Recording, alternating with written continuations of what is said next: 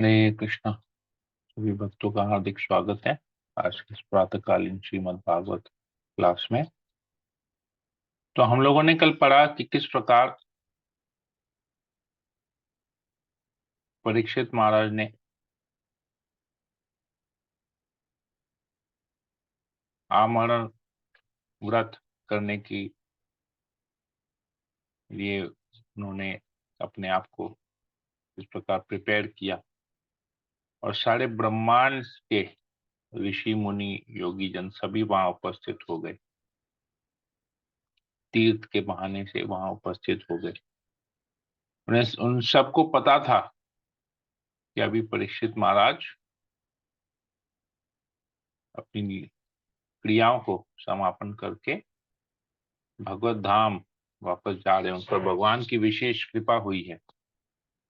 तो सभी ऋषि मुनिगण वहां पर एकत्रित हुए।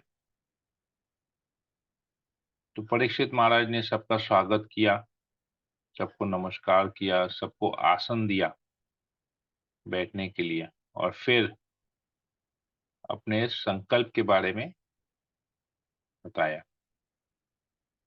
यहां तक हमने पढ़ा। आज हम लोग आगे इस श्रृंखला में और आगे पढ़ेंगे। ओम ज्ञानतिमिरान्धस्य ज्ञानांजनशलाकया चक्षुरुन्मीलितं येन तस्मै श्रीगुरुवे नमः। नमो विष्णुपादाय कृष्णप्रेष्ठाय भूतले श्रीमते भक्तिवेदांत स्वामिनिति नामिने नमस्ते सरस्वती देवी गौरवाणी प्रचारिणे विशेष पुष्पिने हे कृष्ण करुणा सिंधु दीनबंधु जगतपति गोपेश गोपिका कांत राधा कांत नमस्ते तप्त कांचन गौरांगी राधे वृंदावनेश्वरी विष्णु प्रिय पंचाकल्पतरुभ्यश्च कृपा सिन्धुभ्यैव च पतितानां पावनेभ्यो वैष्णवेभ्यो नमो नमः। जय श्री कृष्ण चैतन्य प्रभु नित्यानंद श्री अद्वैत गदाधर श्रीवासादि गौर भक्तवृंद। हरे कृष्णा कृष्ण कृष्ण हरे हरे हरे राम राम हरे मंगलाचरण की जय। ओम नमो भगवते वासुदेवाय। ओम नमो भगवते वासुदेवाय। ओम नमो भगवते वासुदेवाय। श्रीमद् भागवतम प्रथम स्कंद अध्याय 19 श्लोक नंबर 22। श्लोक नंबर 22 तक हमने पढ़ा। 23 हम पढ़ेंगे। एक बार उसको पढ़ लेते हैं। महान ऋषियों ने जो कुछ कहा वह सुनने में अति सुमधुर, सार्थक तथा यथार्थ रूप से प्रस्तुत किया गया पूर्ण सत्य था। अतएव उन्हें सुनने के बाद महाराज परीक्षित ने भगवान श्री कृष्ण के कार्यकलापों के विषय में सुनने की इच्छा से महर्षियों को अभिनंदन दिया। राजा ने कहा, हे महर्षियों, आप ब्रह्मांड के कोने कोने से आकर यहाँ पर कृपा पूर्वक एकत्र हुए हैं। आप सभी परम ज्ञान के मूर्तिमंत स्वरूप हैं, जो तीनों लोकों के ऊपर के लोक सत्य लोक का वासी है। फलस्वरूप आपकी स्वाभाविक प्रवृत्ति अन्यों का कल्याण करने की है और इसके अतिरिक्त इस जीवन में या अगले जीवन में आपकी अन्य कोई रुचि नहीं है। तो देखिए, शुद्ध भक्त का गुण यहाँ पर बताया गया है। उसका नेचुरल टेंडेंसी, स्वाभाविक प्रवृत्ति। नेचुरल टेंडेंसी क्या होता है? अन्यों का कल्याण, दूसरे जीवों का कैसे कल्याण हो, और इसके अतिरिक्त इस जीवन या अगले जीवन में कोई अन्य रुचि नहीं है। ये वैष्णवों के बारे में कहा जाता है पर दुख दुखी। तो वैष्णव क्या होता है? रियल वैष्णव, असली वैष्णव कौन होता है? जो दूसरे के दुखों को देख के दुखी होता हो, दूसरे जीवों की तकलीफ को देख के उसको तकलीफ होती हो, पर दुख दुखी। तो ये हम वैष्णव हैं कि नहीं, हम यहाँ पर अपने आप को से तुलना कर सकते हैं कि क्या दूसरों के दुखों को देख के वो गरीब है वैसा दुख नहीं, शारीरिक दुख नहीं, वो कष्ट भोग रहा है क्योंकि वो गलत अपने आप को शरीर मान रहा है, और शरीर से कष्ट हुए उत्पन्न हुए कष्ट को स्वयं का कष्ट मान रहा है। वो इस भौतिक जगत में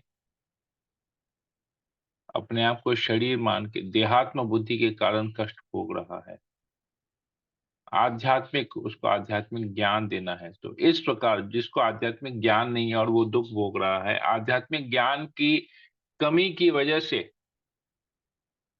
आध्यात्मिक ज्ञान न होने की वजह से, अज्ञान में रहने के कारण अगर वो कष्ट भोग रहा है, वो दुख भोग रहा है, तो उसको देख के दुखी होता है व्यक्ति।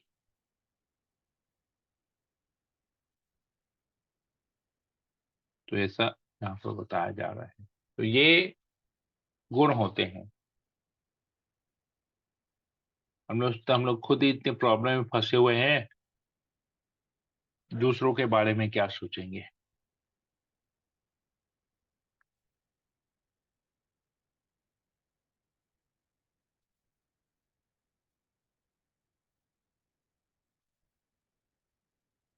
आगे कहते हैं, हे विश्वास पात्र ब्राह्मणों, अब मैं अपने वर्तमान कर्तव्य के विषय में पूछ रहा हूँ। कृपया पूर्ण विचार विमर्श के पश्चात मुझे सभी परिस्थितियों में हर एक के कर्तव्य के विषय में, और विशेष रूप से जो तुरंत मरने वाला हो, मरणासन, उसके कर्तव्य के विषय में बतलाइए।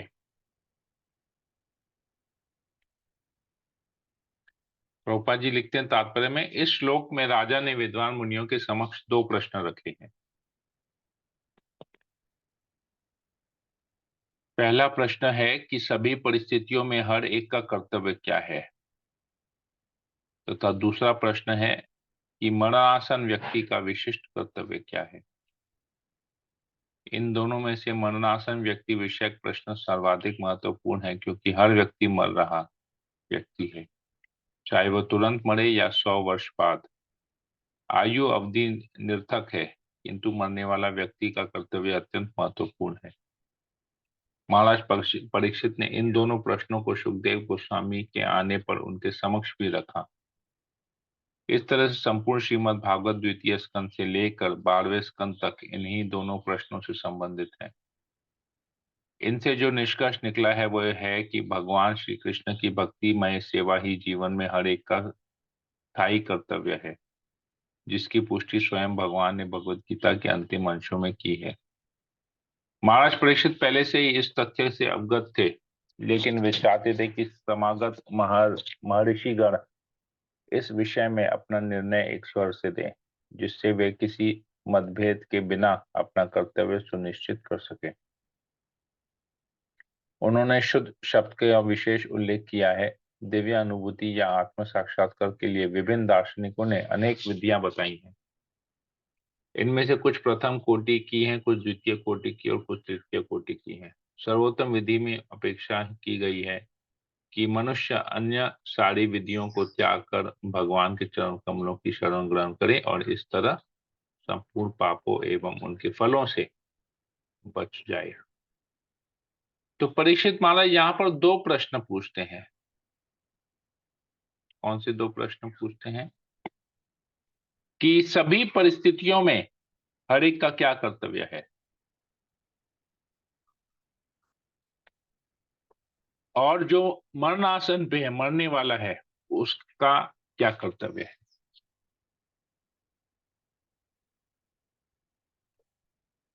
तो क्या हम लोगों के मन में कुछ ऐसा प्रश्न है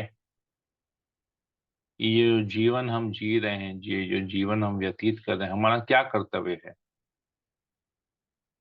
साधारणतया अगर हम ये प्रश्न किसी व्यक्ति से पूछेंगे कि तो आपके जीवन का कर्तव्य क्या है, वो बोलेगा एक अच्छा परिवार होना, बाल बच्चों की परवरिश करना, उनको पढ़ाना लिखाना, उनको योग्य बनाना,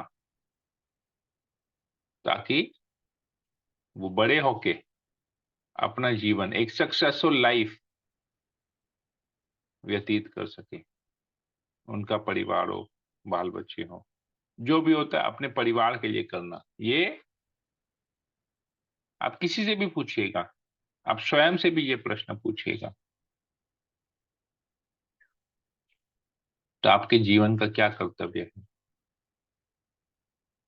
वो यही बताएगा। इसके आगे और कुछ नहीं बताएगा।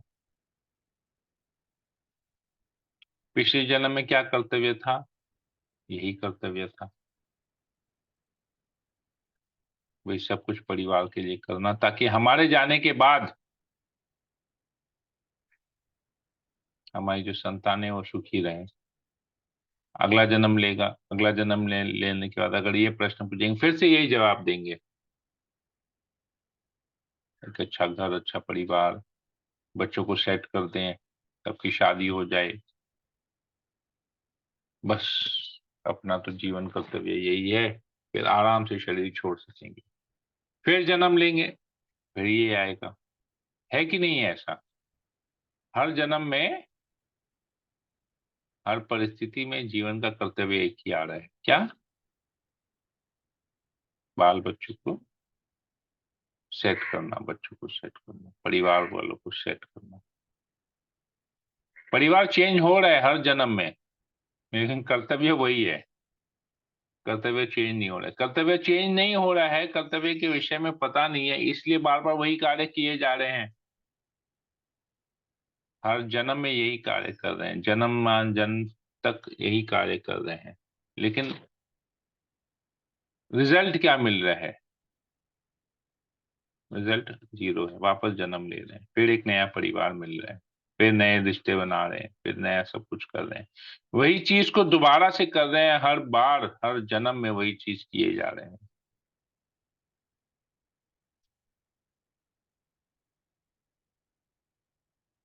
पुनः मुष्कितो भाव, पुनः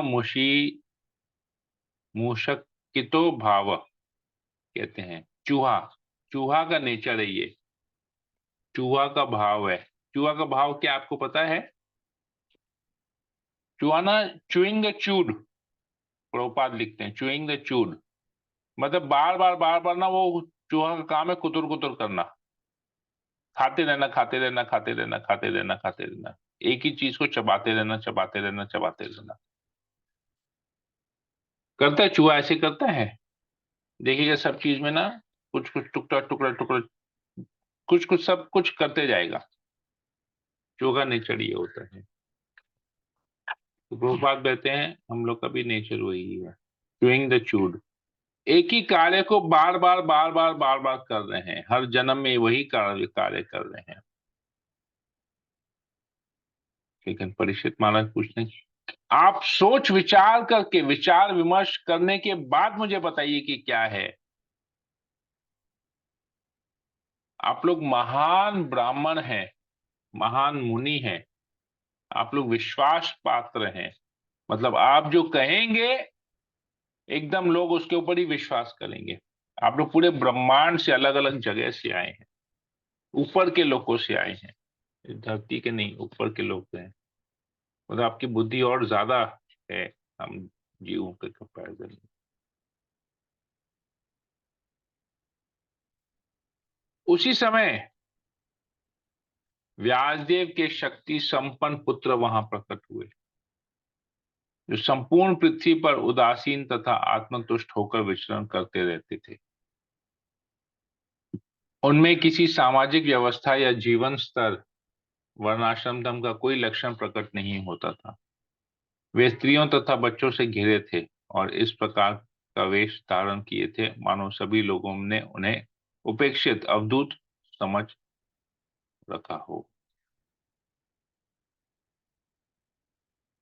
तो यहाँ पर एक श्लोक में भगवान शब्द का होता है,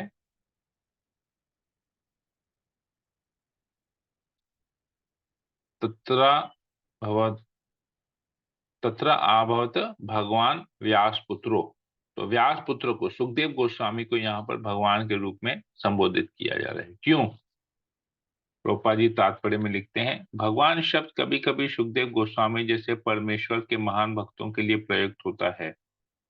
ऐसा मुक्त जीव इस भौतिक जगत के कार्य व्यापार में उदासीन रहते हैं, क्योंकि वे भक्ति में सेवा की महान उपलब्धियों से ही आत्मतुष्ट रहते हैं। जैसा कि पहले बताया जा चुका है, सुखदेव गोस्वामी ने न तो कोई औपचारिक गुरु का स्वीकार किया, न ही कोई औपचारिक संस्कार संपन्न किए। उनके पिता व्यासदेव उनके नैसर्गिक गुरु थे, क्योंकि सुखदेव गोस्वामी ने श्रीमद् भागवत इन्हीं से सुना। इसके बाद वे पूर्ण रूप से आत्मतुष्ट बन गए। इस प्रकार वे किसी औपचारिक विधि पर निर्भर न थे। औपचारिक विधियां तो उनके लिए आवश्यक है जो पूर्ण मोक्ष अवस्था को प्राप्त करना चाहते हैं, लेकिन श्री सुखदेव गोस्वामी तो अपने पिता की कृपा से पहले से ही उस अवस्था में ही थे। तरुण बालक होने के नाते उनसे समुचित वेश में रहने की आशा की जाती थी, लेकिन वे नग्न रहते और किसी सामाजिक परिपाटी में रुचि न दिखाते। सामान्य जन उनकी अपेक्षा करते थे, किंतु वे जिज्ञासु बालकों तथा स्त्रियों से ऐसे घिरे रहते थे जैसे कि कोई पागल हो। इस प्रकार वे यहाँ पर तब प्रकट हुए जब वे स्वेच्छा से पृथ्वी पर विचरण कर रहे थे। महाराज परीक्षित की जिज्ञासा से ऐसा प्रतीत होता है कि महर्षिगण एकमत नहीं हो पा रहे थे कि क्या किया जाए। आध्यात्मिक मोक्ष के लिए विभिन्न व्यक्ति विभिन्न प्रकार की युक्तियां बताते हैं, किंतु जीवन का चरम लक्ष्य भक्ति की चरम सिद्ध अवस्था प्राप्त करना है। जिस प्रकार भिन्न भिन्न डॉक्टर भिन्न भिन्न नुस्खे लिखते हैं, उसी प्रकार मुनियों में भी मत भिन्नता होती है। जब ये सारी बातें चल रही थी, तभी व्यासदेव के शक्ति संपन्न तेजस्वी पुत्र वहां पर प्रकट हुए। तो अभी चर्चा चल ही रही थी कि परीक्षित महाराज के इस प्रश्न का क्या उत्तर दिया है। तो अलग अलग लोग अलग अलग उत्तर देंगे, अलग अलग मुनि ऋषि अपने मतानुसार अलग अलग उपदेश देंगे। तो उसी समय भगवान के शक्ति संपन्न अवतार श्रील सुखदेव गोस्वामी वहां पर प्रकट हुए। श्री व्यासदेव के इस पुत्र की आयु केवल 16 वर्ष थी। उनके पांव, हाथ, जांघें, भुजाएं, कंधे, ललाट तथा शरीर के अन्य भाग अत्यंत सुकोमल तथा सुगठित बने थे। उनकी आंखें सुंदर, बड़ी बड़ी तथा नाक और कान उठे हुए थे। उनका मुखमंडल अत्यंत आकर्षक था और उनकी गर्दन सुगठित एवं शंख जैसी सुंदर थी। तो बहुत सुंदर थे व्यासदेव। यहाँ पर बता रहे हैं सुखदेव गोस्वामी बहुत सुंदर, जो व्यासदेव के पुत्र हैं, बहुत सुंदर थे देखने में। उनकी हंसली मांसल थी, छाती चौड़ी तथा मोटी, नाभि गहरी तथा उदर सुंदर धारियां से युक्त था। उनकी भुजाएं लंबी थी तथा उनके घुंघरालू बाल उनके सुंदर मुखमंडल पर बिखरे हुए थे। वे नग्न थे और उनके शरीर की कांति भगवान कृष्ण जैसी प्रतिबिंबित हो रही थी। वे श्यामल वर्ण के तथा अपनी युवावस्था के कारण अत्यंत सुंदर थे।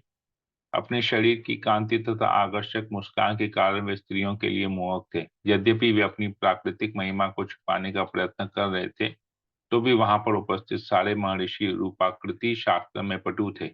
अतएव सबों ने अपने अपने आसन से उठकर उनका सम्मान किया।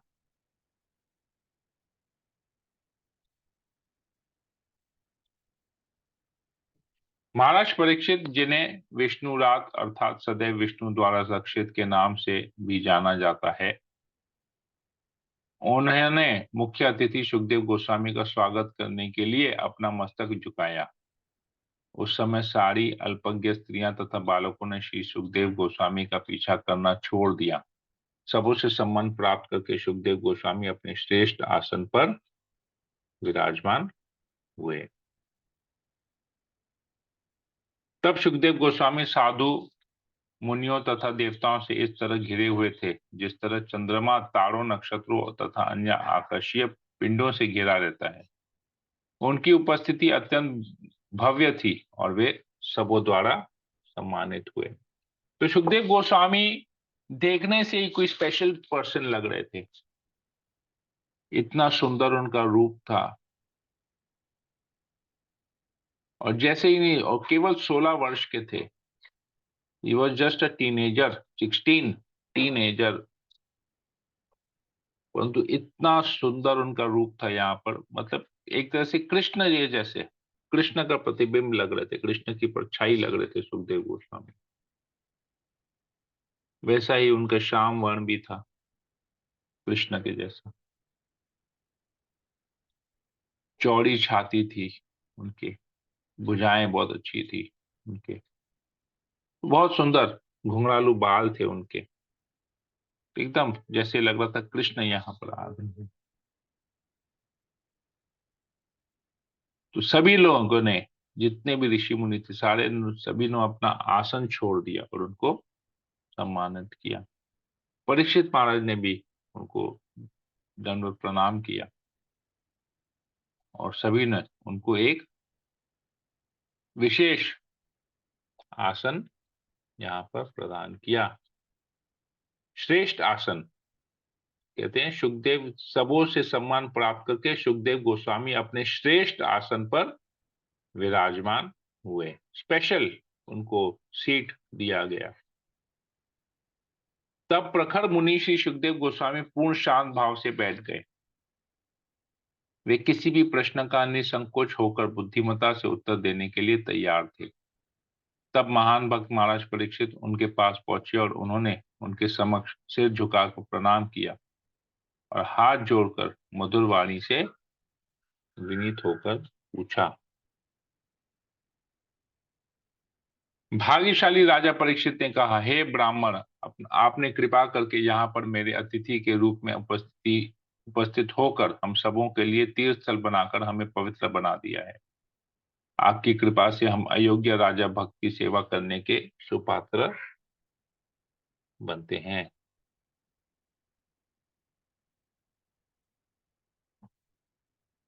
आपके स्मरण मात्र से हमारे घर तुरंत पवित्र हो जाते हैं, तो आपको देखने, स्पर्श करने, आपके पवित्र चरणों को धोने तथा अपने घर में आपके आसन प्रदान करने के विषय में तो कहना ही क्या। तो केवल भक्त का अगर संग भी मिल जाए, मतलब अगर केवल भक्त के बारे में हम सोचते भी हैं, स्मरण मात्र से ही हमारा घर पवित्र हो जाता है, परीक्षित महाराज कहते हैं। परंतु अभी आप तो साक्षात प्रकट हो गए हमारे समक्ष, हम आपको देख सक रहे हैं, हम आपको छू सकते हैं, आपकी सेवा कर सकते हैं। तो सोचिए, जिसको केवल स्मरण करके पूरा वातावरण, पूरा जगह, पूरा स्थान, पूरी स्थली पवित्र हो जाती है, अगर उसको स्पर्श करेंगे, उसकी सेवा करेंगे तो क्या होगा। जिस प्रकार भगवान की उपस्थिति में नास्तिक नहीं टिक सकता, उसी तरह हे संत, हे महान योगी, मनुष्य के अभेद्य पाप भी आपकी उपस्थिति में तुरंत नष्ट हो जाते हैं। नास्तिक जो कि भगवान को नहीं मानता है, अगर भगवान उनके सामने प्रकट हो गए तो नास्तिक कहीं का नहीं रहेगा। उसी प्रकार जहां पर इस भगवान के जो शुद्ध भक्त जहां उपस्थित होते हैं, वहां पर सारे पाप, केवल उनकी उपस्थिति मात्र से सारे पाप नष्ट हो जाते हैं। भगवान कृष्ण जो राजा पांडु के पुत्रों को अत्यंत प्रिय हैं, उन्होंने अपने महान भांजों तथा भाइयों को प्रसन्न करने के लिए मुझे भी संबंधी की तरह स्वीकार किया।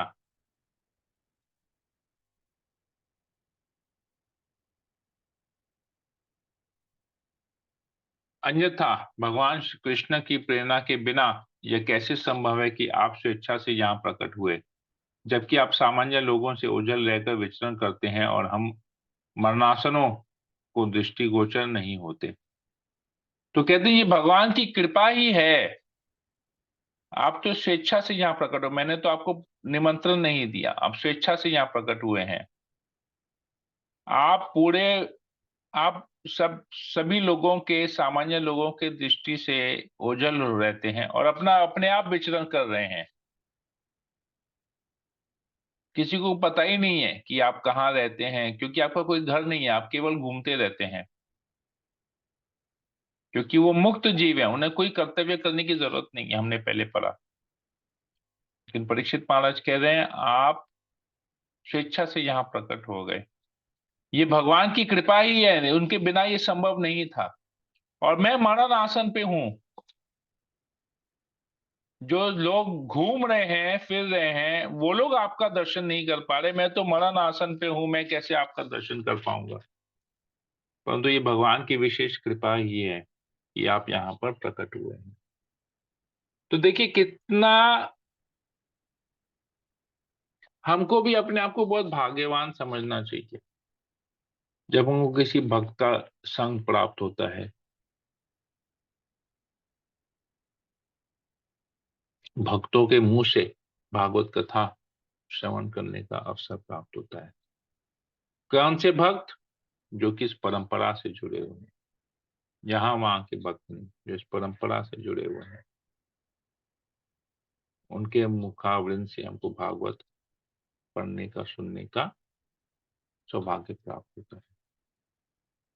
तो ये भगवान की इच्छा ही समझनी चाहिए और हमको तुरंत उस अपॉर्चुनिटी को ले लेना चाहिए और उनका संग करना चाहिए। ये यहाँ पर हमको पता चल रहा है कि हम लोग, सब लोग एक्चुअली मरणासन पे बैठे हैं। कब मृत्यु होगी किसी को पता नहीं है, लेकिन मृत्यु जरूर होगी, ये निश्चित है। तो हमको कभी भी इस प्रकार का कोई अगर हमको शुभ अवसर मिलता है जहां पर हम भक्तों का संग कर सकें, हमको तुरंत उसको अवसर को ग्रहण कर लेना चाहिए। परीक्षित महाराज आगे कहते हैं, आप महान संतों तथा भक्तों के गुरु हैं, अतएव मेरी आपसे प्रार्थना है कि आप सारे व्यक्तियों के लिए और विशेष रूप से जो मरणासन हैं उनके लिए पूर्णता का मार्ग दिखलाएं। तो वही प्रश्न अभी सुखदेव गोस्वामी से कर रहे हैं कि सारे व्यक्तियों के लिए क्या सही मार्गदर्शन आप दीजिए, और विशेषकर जो मरणासन पे हैं उनको भी आप मार्गदर्शन कीजिए। कृपया मुझे बताएं कि मनुष्य को क्या सुनना, जपना, स्मरण करना तथा पूजना चाहिए, और यह भी बताएं कि इस उसे क्या क्या नहीं करना चाहिए। कृपया करके मुझे यह सब बतलाइए। तो क्या करना चाहिए वो भी बताइए, क्या नहीं करना चाहिए वो भी बताइए, दोनों चीज हमको बताइए। क्या सुनना है? कृष्ण कथा सुननी है। क्या नहीं सुनना है वो भी बताइए कि कृष्ण कथा में लोग क्या करते हैं, भौतिकतावाद भी घुसा देते हैं, मायावाद भी घुसा देते हैं।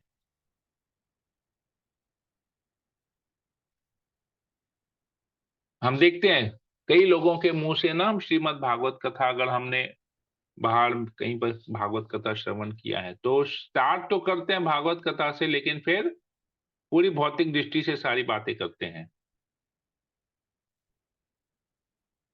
तो क्या सुनना चाहिए, क्या नहीं सुनना चाहिए, दोनों चीज पूछ रहे हैं।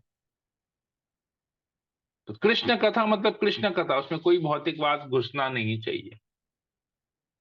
क्या जपना चाहिए? कृष्ण का नाम जपना चाहिए। अब लोग कृष्ण के नाम के साथ काली का भी नाम जपेंगे, दुर्गा माई के नाम जपेंगे, शिव का भी नाम जपेंगे, ब्रह्मा का भी नाम जपेंगे, देवी देवताओं का भी नाम जपेंगे। नहीं। क्या जपना चाहिए, क्या नहीं जपना चाहिए, दोनों चीज बताएं। क्या स्मरण करना चाहिए? कृष्ण के चरण कमलों का स्मरण करना चाहिए, लेकिन साथ ही साथ लक्ष्मी का भी चरण कमल का स्मरण करें, शिव जी का भी स्मरण करें, इसका भी स्मरण करें, उसका भी स्मरण करें, परिवार के सदस्यों का भी स्मरण करें। नहीं। क्या स्मरण करना चाहिए, क्या नहीं करना चाहिए। किसको पूजना चाहिए? कृष्ण को पूजना चाहिए, शिव जी को पूजना चाहिए, दुर्गा को पूजना चाहिए, सरस्वती को पूजना चाहिए, काली को पूजना चाहिए, संतोषी माँ को पूजना चाहिए, इसको पूजना चाहिए, उसको पूजना चाहिए, गणेश को पूजना चाहिए। किसको पूजना चाहिए, किसको नहीं पूजना चाहिए, सब कुछ बताइए। क्या करना है, क्या नहीं करना है। जैसे हम अभी के डॉक्टर्स का तो पता नहीं है, अभी के डॉक्टर्स के प्रिस्क्रिप्शन में हमने शायद ही कभी कुछ देखा, लेकिन जब मैं छोटा था मुझे याद था, मुझे आज भी याद है इस बात को। जब मैं छोटा था, जो मैं, सब लोगों को शायद याद होगा, जब पहले पुराने जमाने में जब हम छोटे छोटे थे, 10 12 साल 15 साल के थे, जब तब हम जिस डॉक्टर को दिखाते थे, तो डॉक्टर जब प्रिस्क्रिप्शन लिखता था हमारे लिए, तो उसने सबसे पहले लिखता था कि भाई उसने हमारा टेम्परेचर चेक किया तो हमारा इतना 40 100 डिग्री, हमारा को अभी हमारा बॉडी का टेम्परेचर 100 डिग्री है, गले में थोड़ी सी खराश है, नाक से पानी बह रहा है, ऐसे करके कुछ लिखते थे, सिम्टम्स लिखते थे, क्या क्या उन्होंने देखा है हमारे शरीर को जब उन्होंने टेस्ट किया, एग्जामिन किया। फिर लिखते थे 1 नंबर, ये एक सिरप है, इसको 1.5 चम्मच करके दिन में 3 बार लेना। फिर एक दवाई लिखते थे, कि इस दवाई को ब्रेक नाश्ते के बाद और खाने के आधे घंटे बाद लेना, 5 दिन तक इसको लेना। फिर तीसरा, अगर बहुत तेज बुखार आए तो ये दवाई को एक गोली लेके छोड़ देना, इतना पावर का। ये लिखते थे पहले, क्या प्रॉब्लम था वो लिखते थे, फिर उसके मेडिसिन लिखते थे, फिर नीचे लिखते थे कि जब तक ये दवाई चल रही है तब तक दही नहीं खाना, ठंडा पानी नहीं पीना, आइसक्रीम नहीं खाना, ये भी लिखते थे। तो क्या बीमारी है, लिखते थे। क्या खाना है, कौन सी दवाइयां लेनी है, कैसे लेनी है, किस मात्रा में लेनी है, वो लिखते थे। फिर क्या नहीं लेना है वो भी लिखते थे, क्या नहीं खाना है वो भी लिखते थे। आज के डॉक्टर नहीं लिखते हैं ऐसा, आज के डॉक्टर केवल दवाइयां लिख के छोड़ देते हैं, ये ले लेना। लेकिन मुझे याद है जब मैं छोटा था, मैं जिस डॉक्टर को दिखाता था, हमारा जो फैमिली डॉक्टर था, वो ये लिखता था। तो यही चीज, तो ये आइडियल डॉक्टर इसकी को बोलते हैं, सही, जो एकदम सटीक बताए।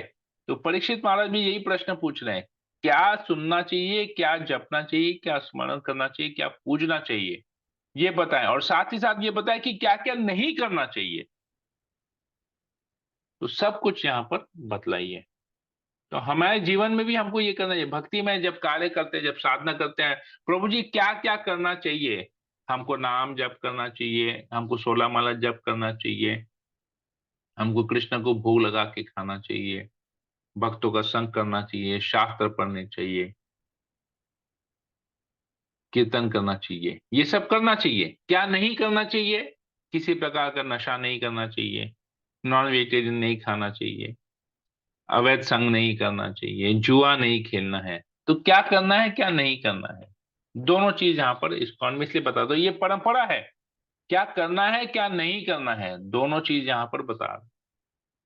परीक्षित महाराज पूछते हैं तो प्रभुपाद भी बताते हैं कि जब भक्ति करोगे तो क्या करना है, क्या नहीं करना है, 16 माला जप करना है, क्या नहीं करना है, मांसाहार नहीं करना है, अवैध संग नहीं करना है, जुआ नहीं करना है, इस प्रकार से सब बताते हैं। परीक्षित महाराज कहते हैं, हे शक्ति संपन्न ब्राह्मण, कहा जाता है कि आप लोगों के घर में मुश्किल से उतनी देर भी नहीं रुकते जितनी देर में गाय दूध दुही जाती है।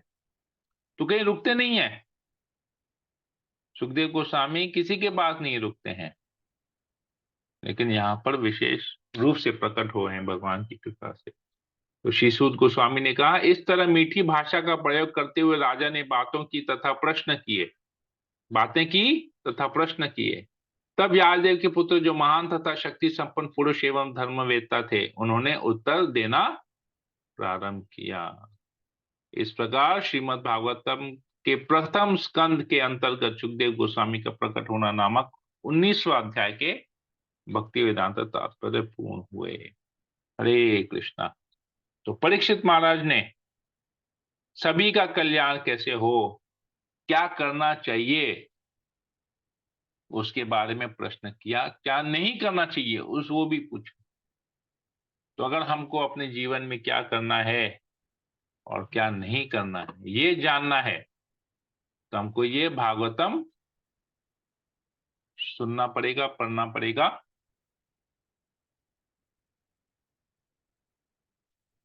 क्यों? क्योंकि सुखदेव गोस्वामी जो है भगवान के अवतार हैं, विशेष शक्ति संपन्न है। और जैसे हमने पढ़ा कि एक तरह से भगवान कृष्ण के प्रतिबिंब है। तो डायरेक्ट इसलिए कहते हैं श्रीमद् भागवतम ग्रंथ अवतार है, भगवान का ग्रंथ अवतार, भगवान का अवतार है डायरेक्ट श्रीमद् भागवतम, क्योंकि शक्ति संपन्न श्री सुखदेव गोस्वामी ने इसे सुनाया। तो हमें अपने जीवन में क्या करना चाहिए, क्या नहीं करना चाहिए, ये हमको भागवतम से अच्छा कोई नहीं बता सकता है। ठीक है, तो सारे सब चीज हमको एक्चुअली में हमारे जीवन का लक्ष्य क्या है हमको भागवत से ही पता। तो बहुत प्रैक्टिकल है भागवत। हरे कृष्णा। तो किसी भक्त को कोई प्रश्न हो या कोई कमेंट हो, पूछ सकते हैं, बोल सकते हैं। हरे कृष्णा। हरे कृष्ण प्रभु। नो प्रभु। हरे हरे।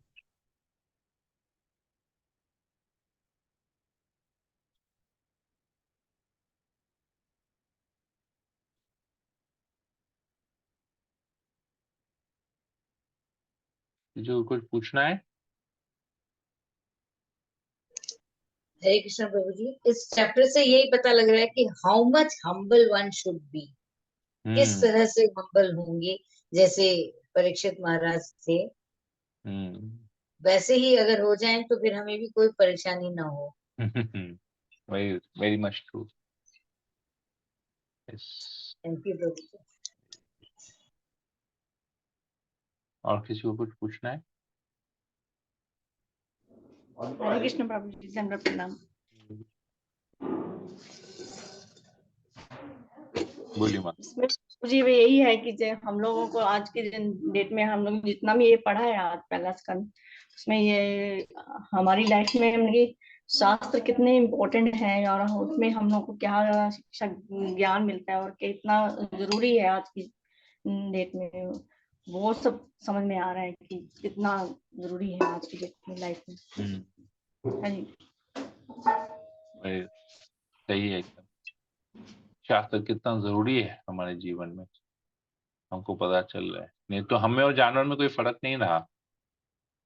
शास्त्र ये ज्ञान ही है जो हमको जानवर से अलग करता है। हरे कृष्ण। ठीक है, तो मैं अपने सेशन को यहीं एंड करता हूँ।